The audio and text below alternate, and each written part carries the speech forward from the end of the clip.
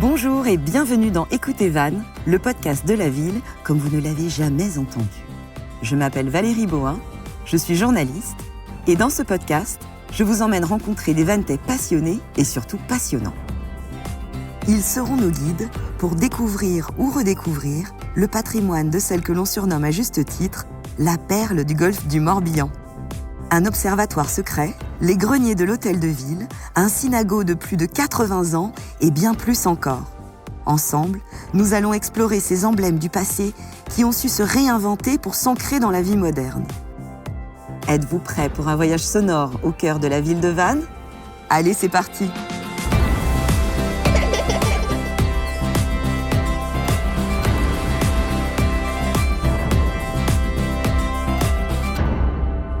Saviez-vous que le cœur historique de Vannes est l'un des plus grands et des mieux conservés de France ? Aujourd'hui, je vous y retrouve pour découvrir l'une des 180 maisons à pans de bois qui font le charme de la ville. Je suis devant la cathédrale pour rencontrer l'architecte Jean-Pierre Lecomte qui a rénové la maison que nous allons visiter. Et vous allez voir que les circonstances de cette rénovation sont aussi intéressantes qu'émouvantes. Ah bah je le vois, il est déjà arrivé. Bonjour Monsieur Lecomte. Bonjour madame. Enchanté de vous voir. Très heureux aussi, oui. On va ensemble visiter une des maisons à pans que vous avez rénovées durant votre carrière d'architecte. Pourquoi est-ce que vous vouliez qu'on se retrouve près de la cathédrale ? Eh ben, c'est une raison simple, c'est que la ville de Vannes, qui est une ville très ancienne, s'est construite sur la partie haute. Et donc l'église est le cœur de la ville. Et donc les rues qui sont autour de la cathédrale sont vraiment les plus anciennes et tout à fait symboliques de l'état d'esprit de ces villes aux périodes anciennes. Alors mon nom c'est Jean-Pierre Lecomte. J'étais architecte du patrimoine parce que je viens de prendre ma retraite. Je suis spécialisé dans les domaines de la restauration du bâti ancien. J'ai démarré tout seul comme un grand avec mon épouse. Et puis on s'est développé, j'ai pris des collaborateurs et on a été appelés sur Vannes. Et on a pris comme nom les raccommodeurs. Antakenerian en breton, voilà. Et vous, quel est votre lien particulier avec les maisons à pans de bois et avec cette maison de la rue Saint-Guénaël qu'on va bientôt découvrir en particulier ? Moi je suis un petit Quimpérois à l'origine. J'avais ma tata qui habitait ici, mais je suis un petit Quimpérois. Et donc toute mon enfance, j'ai baigné dans une ville où le centre-ville, c'était plein de très belles maisons à pans de bois. Je dessinais ça sur mes petits carnets de croquis. Et ici, je venais souvent traîner. Et dans cette rue-là en particulier, parce que le plus beau coin de Vannes, c'est au chevet de l'église, là-bas. Et donc, j'ai repéré cette maison qui m'intriguait. Cette maison de la rue Saint-Guénaël, vous avez tapé dans l'œil. Oui, elle m'intriguait, parce qu'il y avait à Dole des exemples de maisons canoniales qui sont en pierre, mais en Bretagne, il n'y en a pratiquement pas d'autres. Et donc celle-ci me disait quand même, c'est vachement bizarre. Et puis alors avec l'espèce de structure en bois au-dessus, là, j'aimerais bien en savoir plus. Oui. Et un jour, je reçois un coup de fil d'un monsieur qui m'explique qu'il a racheté une vieille maison dans le cœur de Vannes, à côté de la cathédrale, qui s'en sort pas du tout. Et donc j'ai visité la maison comme ça.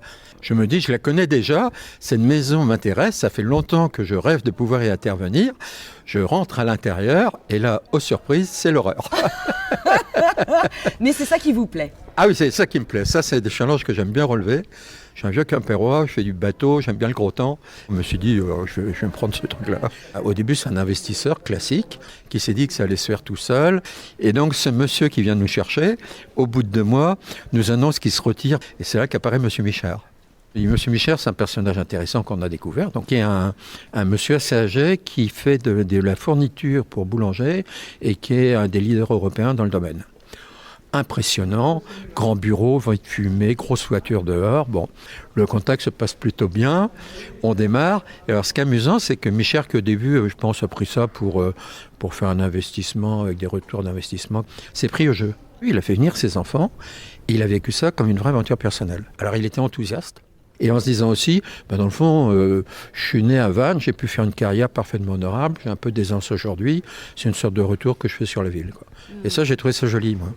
J'ai trouvé ça très joli. Mais c'est vrai que moi, ce que je découvre en faisant ce podcast, c'est l'attachement assez unique des Vanntais pour leur patrimoine. Parce que c'est pas juste un attachement, alors évidemment il y a de l'émotion, etc. Mais ça s'inscrit dans les actes aussi. Ah oui, complètement. Il l'a clairement dit, c'était aussi... Bon, j'ai bien rempli ma vie et je suis Ventais et je vais faire un retour pour les Ventais. Rendre à la ville ce qu'elle lui a donné. Oui, c'est ça. Oui, c'est joli. C'est très émouvant. Ouais. Ouais. Bon, on peut continuer à avancer.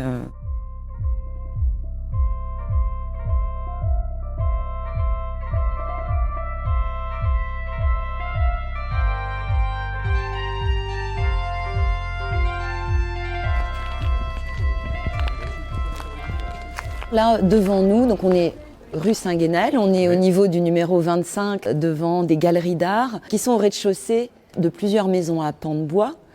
C'est des villes qui sont faites comme ça, de petites maisons juxtaposées sur des parcellaires très étroits, en principe assez profonds. Et ça, c'est vraiment typique de la ville médiévale. Et surtout, ce qui est remarquable, c'est que si vous regardez, il n'y a pas une façade qui s'aligne vraiment avec l'autre. Tout ça joue avec la lumière, c'est assez étroit, c'est très pittoresque, donc c'est le charme des villes que j'aime. Alors, pour tous ceux qui ne savent pas ce qu'est une maison à pans, est-ce que vous voulez bien nous rappeler ce que c'est ? Ce sont des maisons qui sont construites avec des gros piliers de bois. Donc c'est une technique de montage qui est très rapide, donc qui est très adaptée à la construction en ville, parce que vous avez tout ça qui est tracé en atelier avant. C'est toujours posé sur un soubassement en pierre, parce qu'ici le sol est humide et que le bois n'aime pas l'humidité. Les murs entre les maisons sont en pierre, de façon à éviter la propagation de l'incendie et à donner de la rigidité. Et puis le fait qu'elles soient toutes resserrées comme ça les unes comme les autres, ça fait un ensemble assez compact. Alors les gens disent bizarrement « Oh, c'est des maisons du Moyen-Âge ». Et alors, erreur totale, parce que ces maisons-là sont construites entre le 15e et le 16e, voire parfois le 17e. Et donc c'est une technique très moderne, très astucieuse, parce qu'avant, sans doute qu'ils construisaient en pierre. Pour reconstruire des villes très rapidement, de façon économique et efficace, le pan de bois, c'est idéal. Et y compris nous qu'on les répare, parce qu'il y en a qu'on répare, on a celle d'à côté, là on l'a réparée, on a démonté complètement la façade, on l'a amené en atelier, ça se fait sans difficulté. Qu'est-ce que ça a changé, le fait de rénover toutes ces maisons à pans de bois ? En quoi ça a modifié cette rue ? Qu'est-ce que ça lui a apporté ? Alors attendez, c'est un truc extraordinaire que d'ailleurs les Ventais ne savent pas, mais jusqu'aux années 45, c'est des rues qui sont en ruine. En début du siècle, ils imaginent que comme la rue justement est trop tarabiscotée, ils vont l'aligner, donc il y a des plans d'alignement. Ils pensent qu'ils vont faire une grande voie qui permettra aux voitures de circuler. Et en 1945, les deux tombent en ruine, mais celle-là particulièrement, mais les deux tombent en ruine. Donc un peu plus loin, oui, vous me montrez des maisons qui sont... Oh là là, une averse. Allez, allons sous les encorbellements. Alors les encorbellements... C'est qu'aujourd'hui, où il pleut, nous sommes assis à l'abri de l'encorbellement, sur des petits bancs qui sont faits pour ça, et donc l'orage peut passer, nous sommes tranquilles, et c'est le but. Ah, je pensais que c'était pour gagner des mètres carrés. Oui, c'est des trucs qu'on raconte toujours, mais moi j'y crois pas du tout. Moi je crois que c'était vraiment parce que les rues étaient étroites, très fréquentées, et que c'était un moyen d'y vivre tranquillement et de rejeter l'eau. Cette rue-ci, je vous dis, elle était en ruine, donc ils ont fait des travaux d'aménagement urbain avant de faire des travaux sur les immeubles, c'est souvent le cas. Donc il y a un joli pavage, donc ça commence à devenir fréquenté parce que ça fait vraie rue du Moyen-Âge. Et donc aujourd'hui, l'image est complètement changée. Ça fait plus du tout ruine, c'est au contraire assez joli. Vous allez voir l'immeuble qu'on a fait, il y a un bar au rez-de-chaussée qui est de bonne qualité, et donc ça devient des lieux agréables à vivre. Oui, et puis avec le charme, il y a aussi une dynamique touristique, économique. Et c'est un point tel qu'on a beaucoup travaillé aussi avant cela. On a travaillé sur le port de Vannes, qui était un quartier plutôt un peu en marge. Le port de Vannes est aujourd'hui le top du dynamisme dans la ville. Vous voyez, c'est un aspect de dynamisation extrêmement fort. La ville était porteuse de deux trucs. La ville était porteuse de revaloriser l'image touristique, donc de redonner un décor à l'espace public qui soit de qualité. Donc il y avait des grosses subventions pour ça, des grosses aides. Et puis par contre, il y avait un autre souci qui était, est-ce qu'on ne pourrait pas faire revivre ces maisons qui étaient vides ? Et donc là, ils avaient lancé une opération de réhabilitation du bâti ancien avec l'aide de l'ANA, et ça avait du mal à prendre. Ça, c'est un enjeu d'aujourd'hui, mais ce n'est pas encore un enjeu gagné, ça. C'est à construire pour l'avenir. Il y a vraiment cette idée de patrimoine vivant dans ce que vous dites. Moi, c'est ça que j'entends. Alors nous on est arrivés, les raccommodeurs, là, notre idée de raccommoder les vieux meubles. Par contre, on est vraiment arrivé avec cette idée-là. On n'a jamais considéré que notre rôle, c'était de faire un décor, un joli décor pour les touristes qui passent en faisant « Ah, comme au Mont-Saint-Michel », là, mais qu'il s'agissait de re-rendre la ville active. Et ça, c'était par rapport aux pratiques locales, c'était très nouveau. D'ici, quand on arrivait, les gens disaient « Mais de toute façon, dans les intérieurs, à Vannes, il n'y a rien à voir, tout a été massacré. » Bon, vous croyez ? Ici, quand on a commencé à démonter les cloisons en placo-plate et les cloisons en briques, ici on a trouvé une cheminée du XIIIe siècle, ce qui est le top du top en termes d'ancienneté, sans doute plus ancienne que la façade en pierre de devant. On a retrouvé les systèmes de plancher anciens et de très beaux espaces, quoi. Et donc pour nous, c'était cette idée qu'il fallait redonner à la ville son luxe authentique et le charme d'habiter en centre ancien, quoi.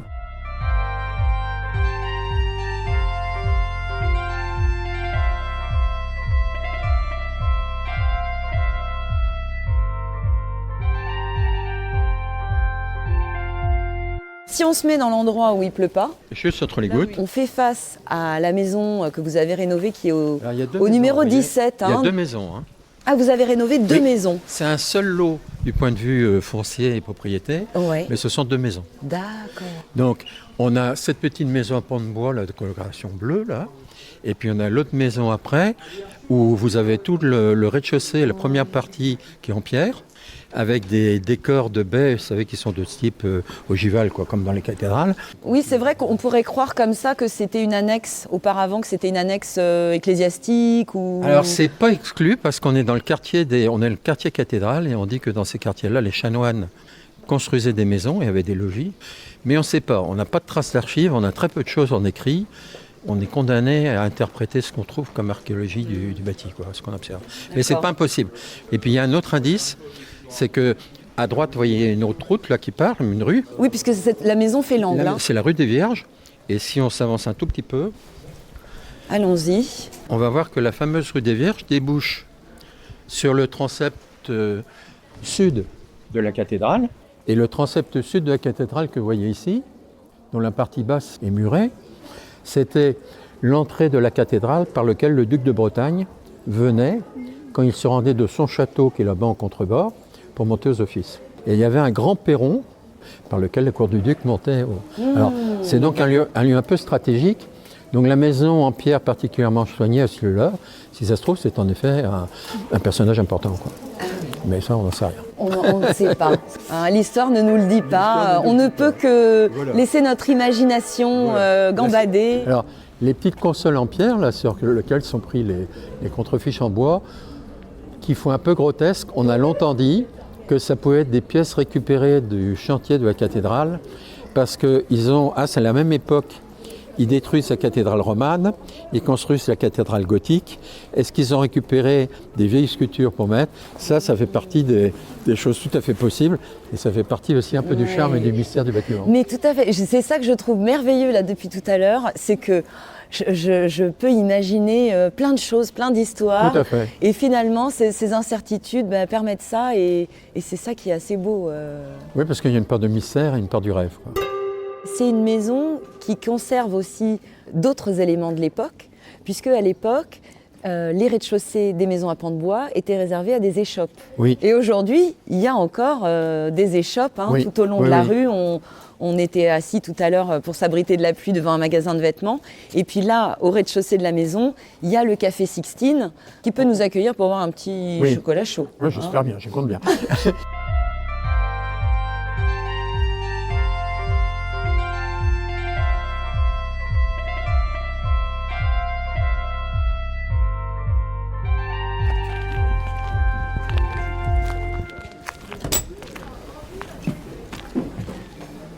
Bonjour. Bonjour, vous êtes Laure ? Oui. Bonjour, enchantée. Bonjour, enchantée. Valérie.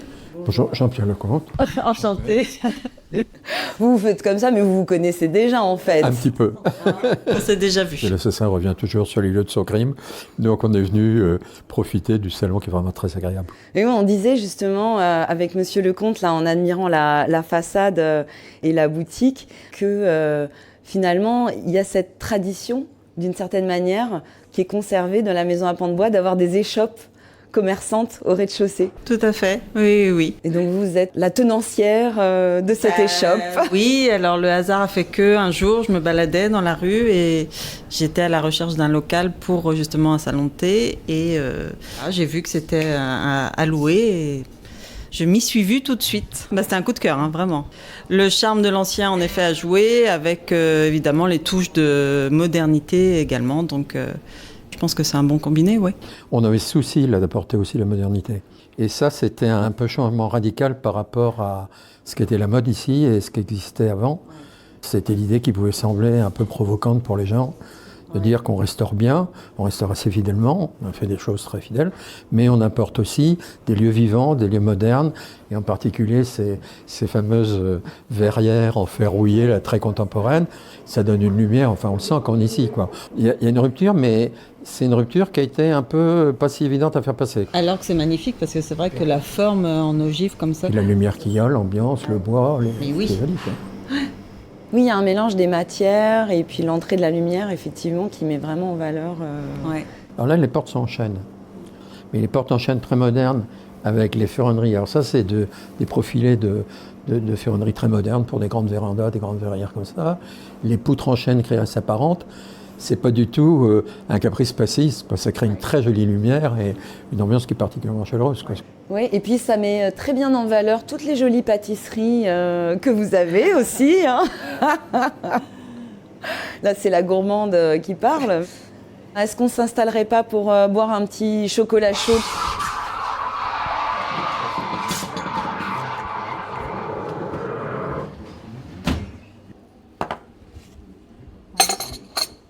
Merci beaucoup. Ah, ça y est, vous avez vos petits chocolats. Il est bon en plus, le chocolat. Il est très bon, ouais. Ben dis donc, oui, c'est un sacré boulot que vous avez fait là. Hein. Ça a duré combien de temps la rénovation ? 2-3 ans, je pense. 3 ans. Mais là, c'était quand même un chantier extrême, quoi. Parce qu'en fait, notre travail, nous, on désosse systématiquement. On met tout à nu. Là, on découvre des horreurs, quoi. En fait, on a découvert que toute la maison du haut ne tenait que par des batteries de ferraille avec des gros clous qui rattachaient l'ossature bois à cette batterie de ferraille parce que sinon ça tombait. Donc on a tout dégagé. Donc ça change complètement l'ambiance, quoi. Incroyable. C'est des aventures à vivre, quoi. Ouais, c'est ça, hein. Moi, j'ai souvent dit que par rapport à notre métier d'architecte du patrimoine, qu'on faisait des trucs comme ça, parce que c'était quand même des sueurs froides, j'ai essayé d'assembler, vous savez, la série Urgence. Oui. Je me disais, personne n'écrit ça, mais il faut faire un feuilleton sur nos métiers, c'est la même chose. Vous êtes tranquillement chez vous, vous recevez un coup de fil, vous pouvez venir voir, vous arrivez, le plafond a l'air un peu fendu, vous ouvrez, il y a une poutre qui est comme ça, qui est pourrie sur 2 mètres. Au rez-de-chaussée, il y a un resto qui fonctionne, le propriétaire est irascible. Il faut gérer tout ça. Alors moi, j'adorais ça. Vous êtes le Georges Clooney du patrimoine. Je n'ai pas revendiqué d'être le Georges Clooney du patrimoine, mais dans l'esprit, ça ressemble à la série. Alors là, on descend à la cave. Ça fait assez grande ville comme ambiance. Vous allez à Berlin, vous allez à Paris, vous avez comme ça, dans les vieux quartiers, des lieux qui sont assez jolis, un peu modernes, où il fait bon séjourner et où en même temps, on n'est pas là pour pleurer sur le charme de décrépitude de la ville ancienne. Oui, il y a vraiment une intégration des deux mondes, finalement. Le personnel est jeune, la clientèle est assez jeune, donc renouvellement complet des populations, de la fréquentation, de l'ambiance de la rue. Avant, cette rue-là était une rue assez triste. C'est devenu une des voies touristiques prisées parce qu'on a la petite rue devant qui est donc aujourd'hui joliment ouverte avec du mobilier urbain. Si vous venez au printemps, c'est incroyable, ça grouille de monde. Alors qu'avant les travaux, tous ces quartiers-là étaient des quartiers plutôt miteux, assez tristes. Donc c'est une vraie révolution d'usage, quoi. Ces villes-là se sont modernisées dans le bon sens, sans pour autant renier leur passé, mais au contraire en tirant le meilleur de leur passé pour rejaillir vers un avenir radieux.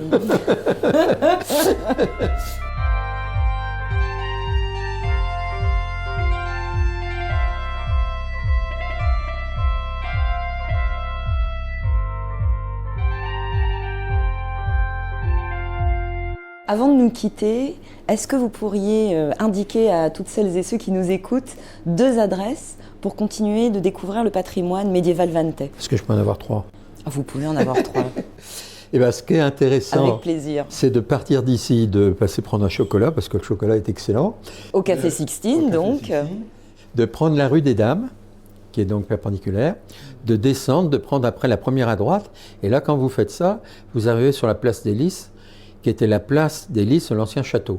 Donc c'est le château de l'Hermine. Voilà. Alors ce qui est très intéressant, c'est que la ville a lancé un grand projet de musée à cet endroit-là, et ils sont tombés sur les fondations et les restes du château.